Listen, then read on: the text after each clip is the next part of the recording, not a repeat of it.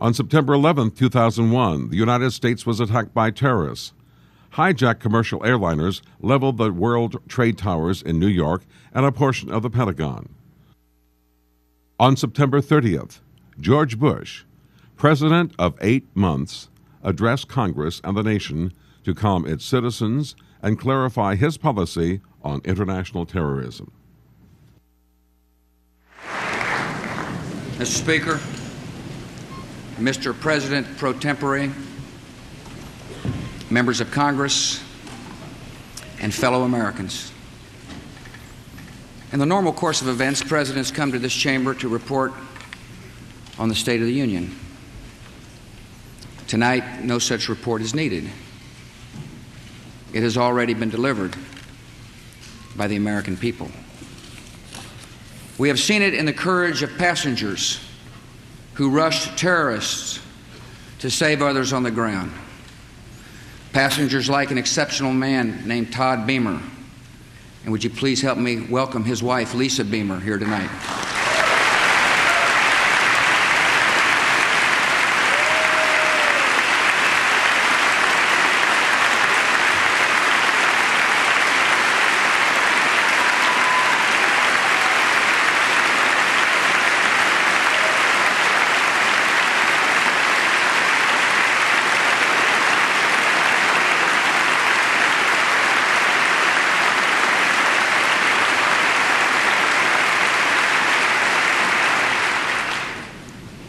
We have seen the state of our union in the endurance of rescuers working past exhaustion. We've seen the unfurling of flags, the lighting of candles, the giving of blood, the saying of prayers in English, Hebrew, and Arabic. We have seen the decency of a loving and giving people who have made the grief of strangers their own.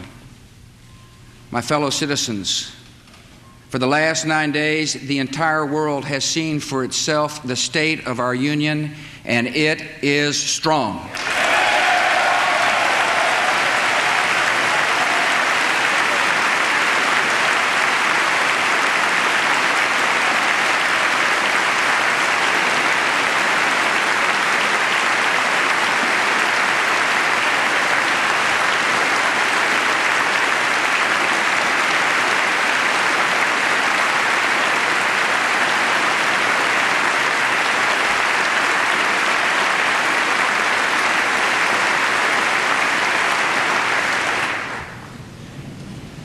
Tonight, we are a country awakened to danger and called to defend freedom.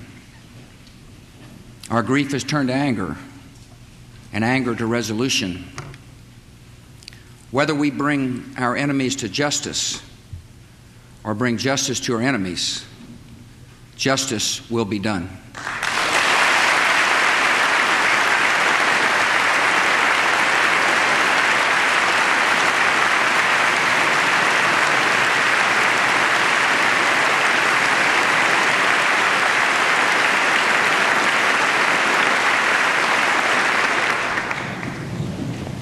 I thank the Congress for its leadership at such an important time. All of America was touched on the evening of the tragedy to see Republicans and Democrats join together on the steps of this Capitol, singing "God Bless America." And you did more than sing. You acted by delivering $40 billion to rebuild our communities and meet the needs of our military.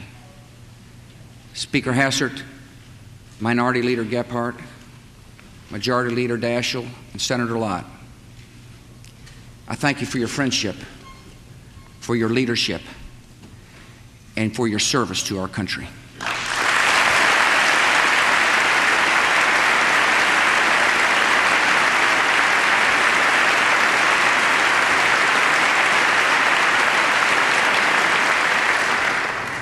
And on behalf of the American people, I thank the world for its outpouring of support. America will never forget the sounds of our national anthem playing at Buckingham Palace, on the streets of Paris, and at Berlin's Brandenburg Gate. We will not forget South Korean children gathering to pray outside our embassy in Seoul, or the prayers of sympathy offered at a mosque in Cairo. We will not forget moments of silence and days of mourning in Australia and Africa and Latin America. Nor will we forget the citizens of 80 other nations who died with our own. Dozens of Pakistanis, more than 130 Israelis, more than 250 citizens of India, men and women from El Salvador, Iran, Mexico, and Japan, and hundreds of British citizens. America has no truer friend than Great Britain.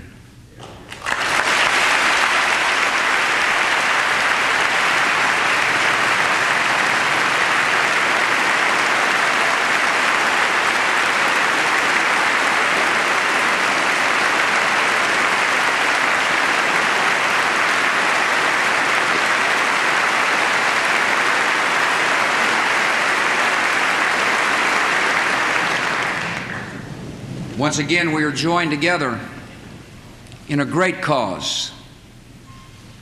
So honored the British Prime Minister has crossed an ocean to show his unity with America. Thank you for coming, friend.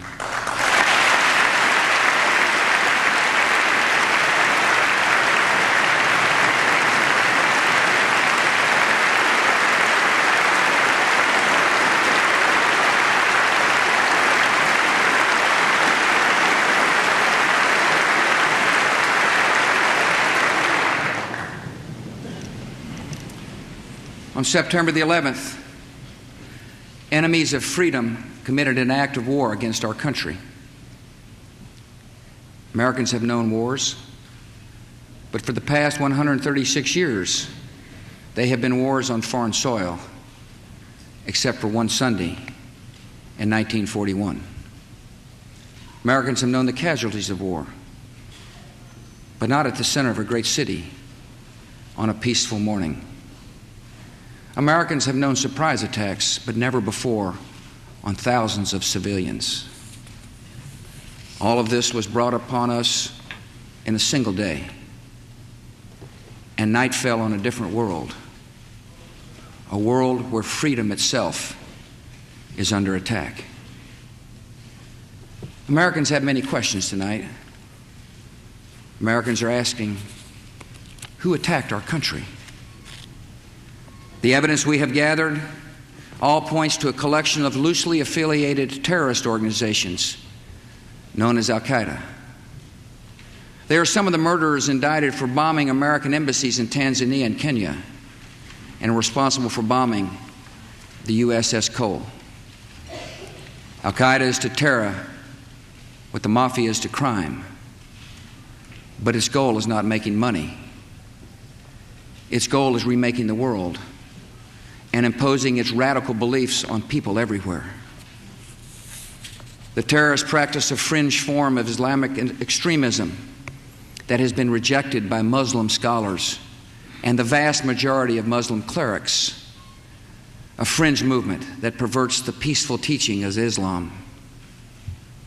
The terrorist directive commands them to kill Christians and Jews, to kill all Americans, and make no distinctions among military and civilians, including women and children.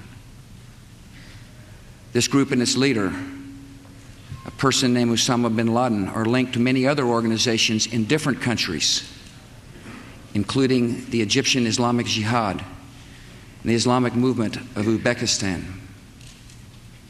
There are thousands of these terrorists in more than 60 countries. They are recruited from their own nations and neighborhoods and brought to camps in places like Afghanistan, where they are trained in the tactics of terror. They are sent back to their homes or sent to hide in countries around the world to plot evil and destruction. The leadership of Al-Qaeda has great influence in Afghanistan and supports the Taliban regime in controlling most of that country. In Afghanistan, we see Al-Qaeda's vision for the world. Afghanistan's people have been brutalized. Many are starving, and many have fled. Women are not allowed to attend school. You can be jailed for owning a television. Religion can be practiced only as their leaders dictate. A man can be jailed in Afghanistan if his beard is not long enough. The United States respects the people of Afghanistan. After all, we are currently its largest source of humanitarian aid, but we condemn the Taliban regime.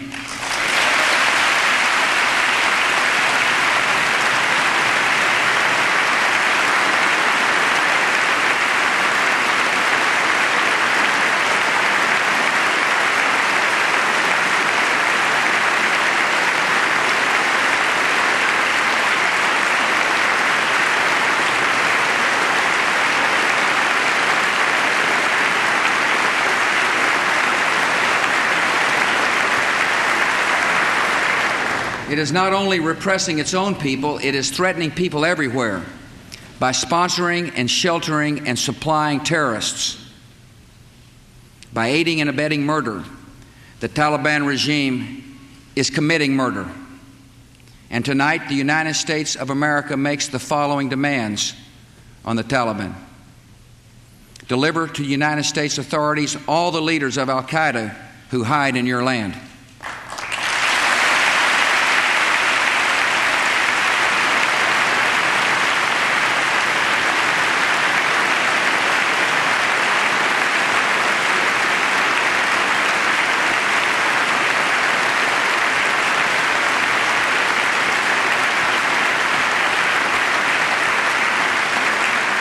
Release all foreign nationals, including American citizens you have unjustly imprisoned. Protect foreign journalists, diplomats, and aid workers in your country. Close immediately and permanently every terrorist training camp in Afghanistan and hand over every terrorist and every person in their support structure to appropriate authorities.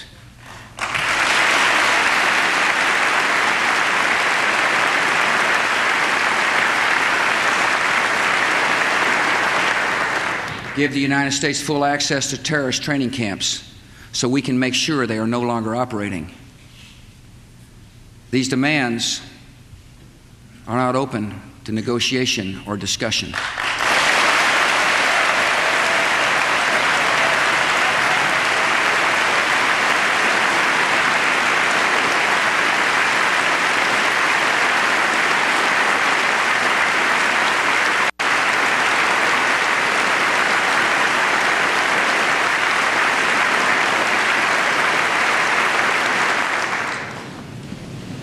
The Taliban must act and act immediately.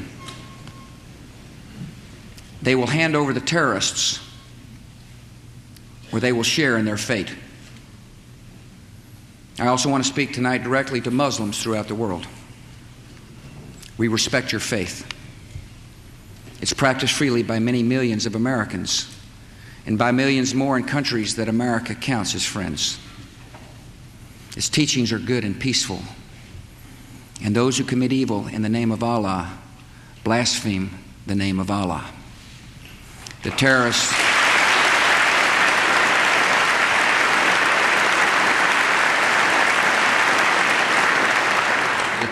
are traitors to their own faith, trying in effect to hijack Islam itself. The enemy of America is not our many Muslim friends. It is not our many Arab friends. Our enemy is a radical network of terrorists and every government that supports them.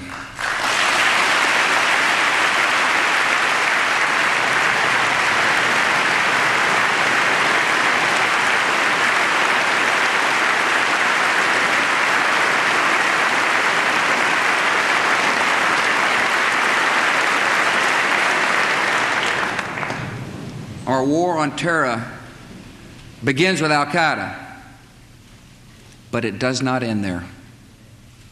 It will not end until every terrorist group of global reach has been found, stopped, and defeated.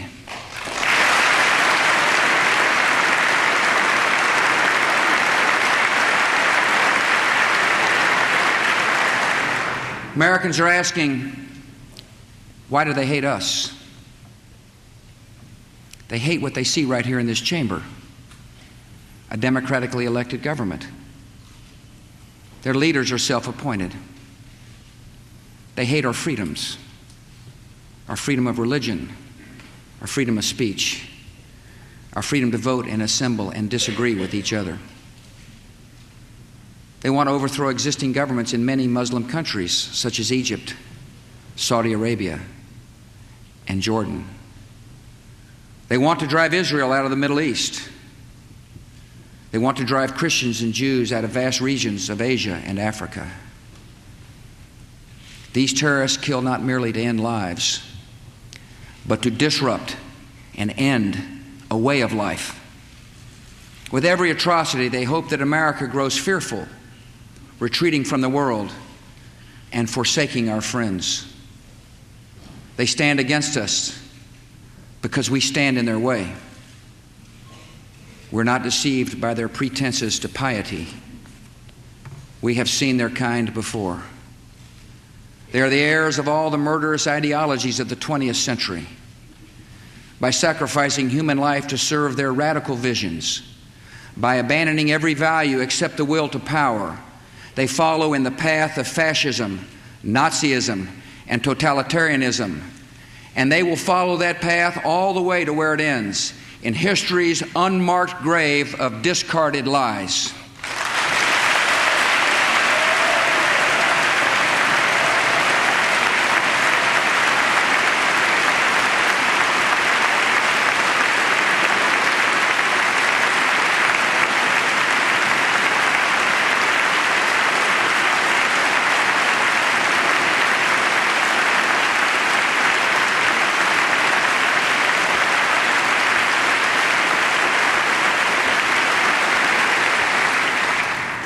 Americans are asking, how will we fight and win this war?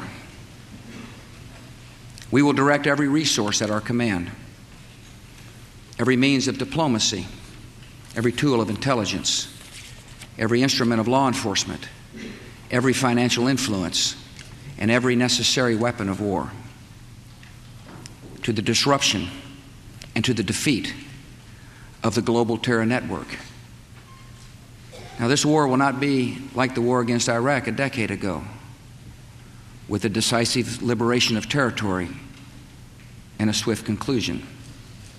It will not look like the air war above Kosovo 2 years ago, where no ground troops were used and not a single American was lost in combat. Our response involves far more than instant retaliation and isolated strikes. Americans should not expect one battle, but a lengthy campaign, unlike any other we have ever seen. It may include dramatic strikes visible on TV and covert operations, secret even in success. We will starve terrorists of funding, turn them one against another, drive them from place to place until there is no refuge or no rest. And we will pursue nations that provide aid or safe haven to terrorism. Every nation in every region now has a decision to make. Either you are with us or you are with the terrorists.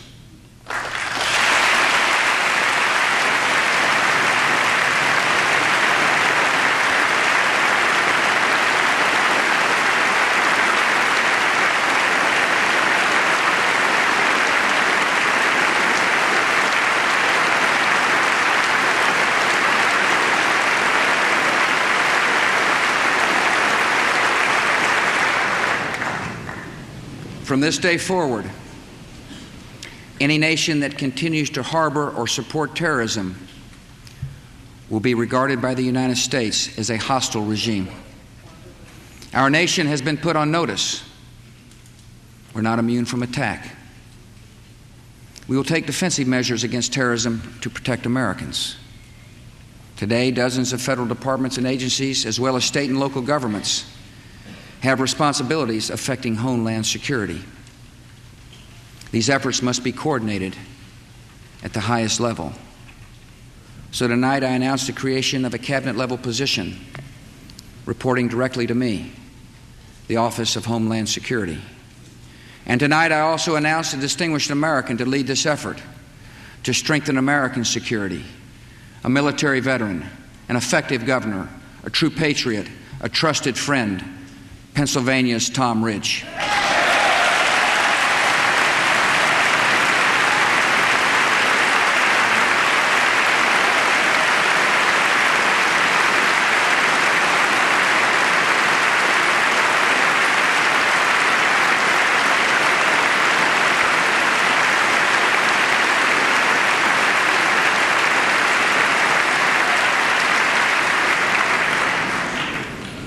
He will lead, oversee, and coordinate a comprehensive national strategy to safeguard our country against terrorism and respond to any attacks that may come.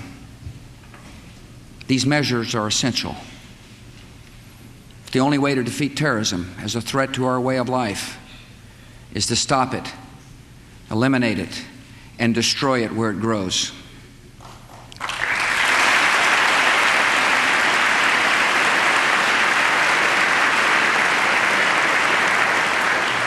Many will be involved in this effort, from FBI agents to intelligence operatives to the reservists we have called to active duty. All deserve our thanks, and all have our prayers. And tonight, a few miles from the damaged Pentagon, I have a message for our military. Be ready. I've called the armed forces to alert, and there is a reason. The hour is coming when America will act, and you will make us proud.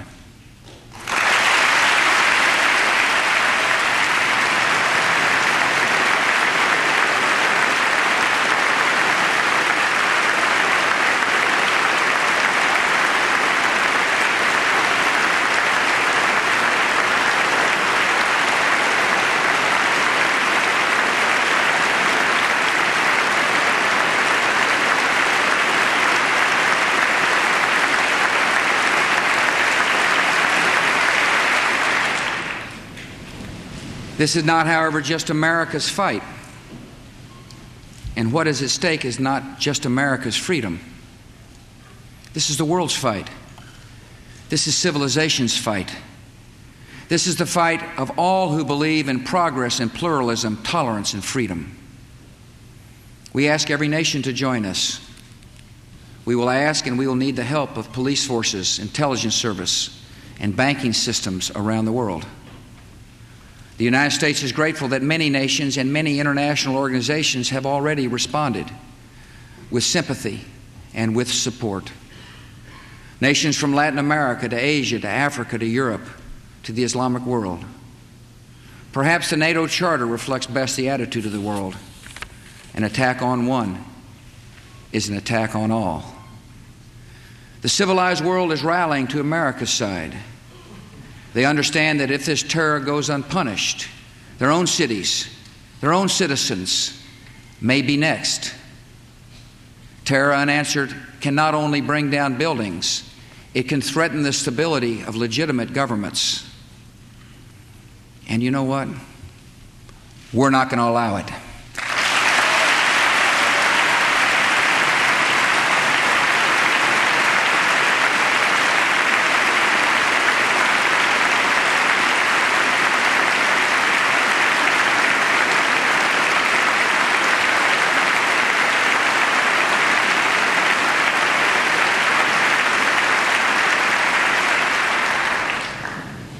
Americans are asking what is expected of us. I ask you to live your lives and hug your children. I know many citizens have fears tonight, and I ask you to be calm and resolute, even in the face of a continuing threat. I ask you to uphold the values of America and remember why so many have come here. We're in a fight for our principles, and our first responsibility is to live by them. No one should be singled out for unfair treatment or unkind words because of their ethnic background or religious faith.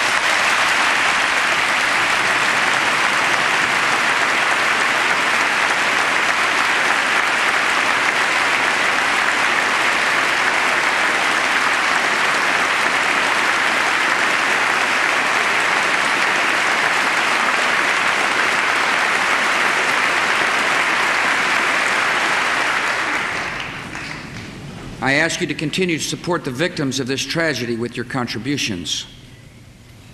Those who want to give can go to a central source of information, libertyunites.org, to find the names of groups providing direct help in New York, Pennsylvania, and Virginia. The thousands of FBI agents who are now at work in this investigation may need your cooperation, and I ask you to give it. I ask for your patience with the delays and inconveniences that may accompany tighter security, and for your patience in what will be a long struggle. I ask your continued participation and confidence in the American economy. Terrorists attacked a symbol of American prosperity. They did not touch its source. America is successful because of the hard work and creativity and enterprise of our people. These were the true strengths of our economy before September 11th, and they are our strengths today.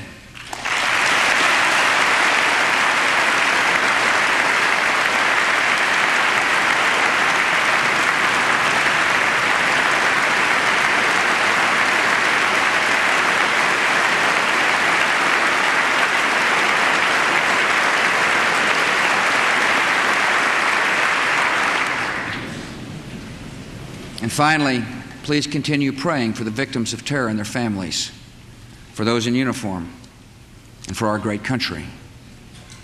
Prayer has comforted us in sorrow and will help strengthen us for the journey ahead. Tonight, I thank my fellow Americans for what you have already done and for what you will do. And ladies and gentlemen of the Congress, I thank you, their representatives, for what you have already done and for what we will do together. Tonight, we face new and sudden national challenges. We will come together to improve air safety, to dramatically expand the number of air marshals on domestic flights, and take new measures to prevent hijacking. We will come together to promote stability and keep our airlines flying with direct assistance during this emergency.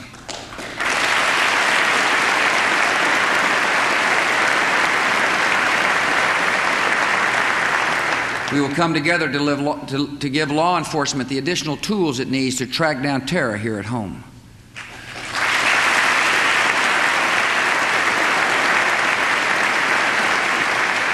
We will come together to strengthen our intelligence capabilities to know the plans of terrorists before they act and to find them before they strike.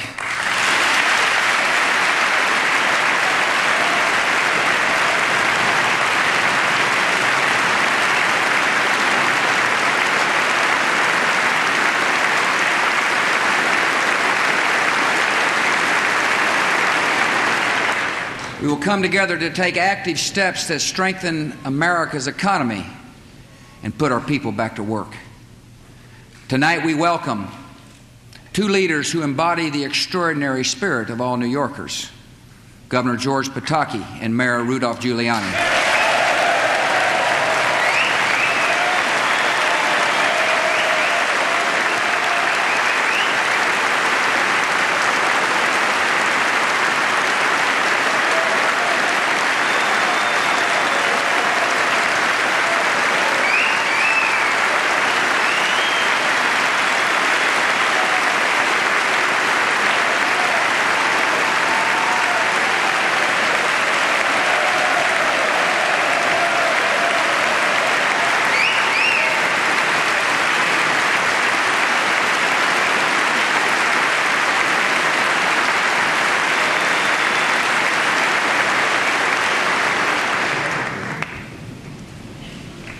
As a symbol of America's resolve, my administration will work with Congress and these two leaders to show the world that we will rebuild New York City.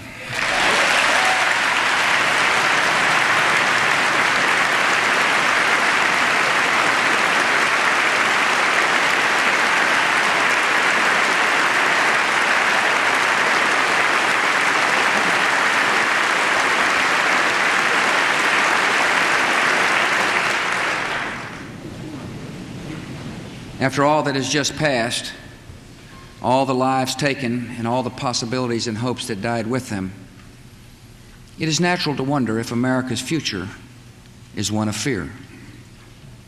Some speak of an age of terror.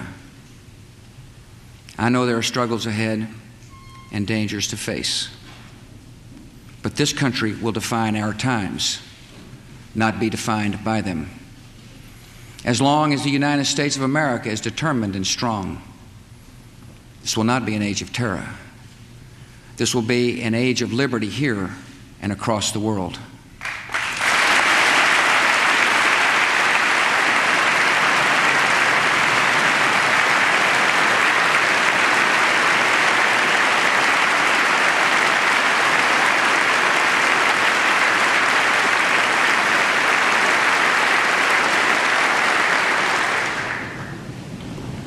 Great harm has been done to us. We have suffered great loss. And in our grief and anger, we have found our mission and our moment. Freedom and fear are at war. The advance of human freedom, the great achievement of our time and the great hope of every time, now depends on us. Our nation, this generation, will lift a dark thread of violence from our people and our future. We will rally the world to this cause by our efforts, by our courage. We will not tire, we will not falter, and we will not fail.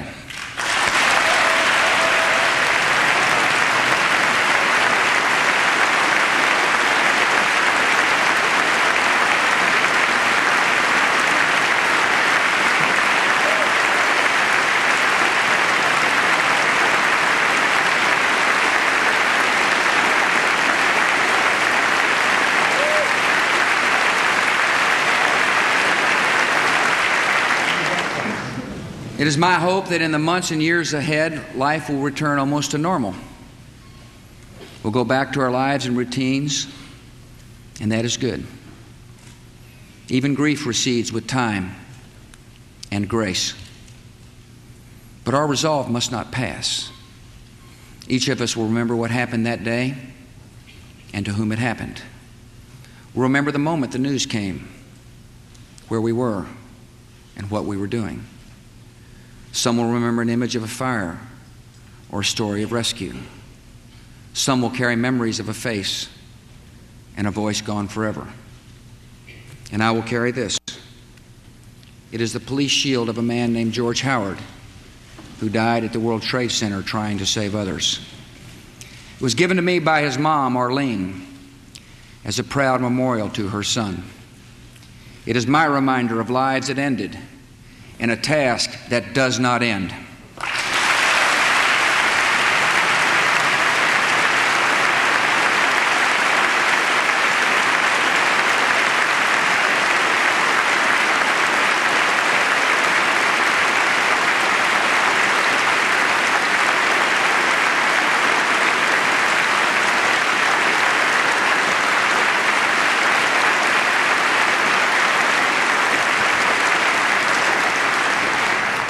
I will not forget the wound to our country and those who inflicted it.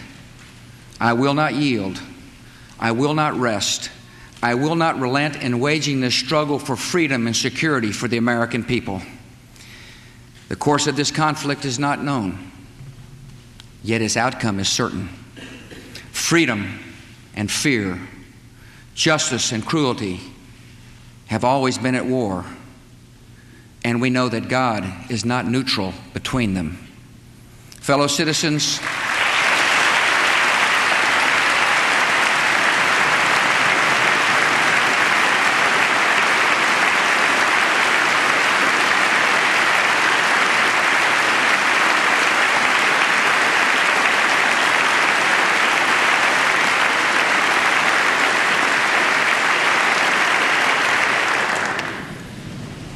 citizens, we'll meet violence with patient justice, assured of the rightness of our cause and confident of the victories to come.